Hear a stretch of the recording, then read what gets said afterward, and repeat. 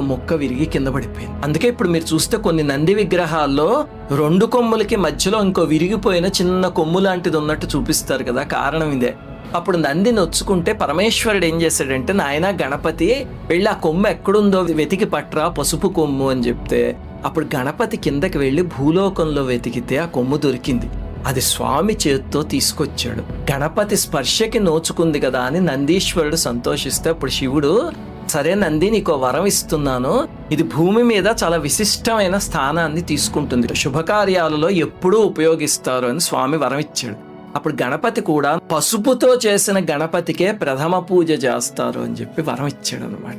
చూడండి, భారతదేశంలో ఒక జిల్లేడు చెట్టు అయినా, ఒక రావి చెట్టు అయినా, ఒక పసుపు కొమ్మైనా, ఏ ధాతువుకైనా సరే వెనకాల ఒక పురాణ కథ ఉంటుందంటే, మొక్కని మొక్కలా కాకుండా దైవాంశగా చూసే సంస్కారము మన పురాణాలు నేర్పిస్తాయి.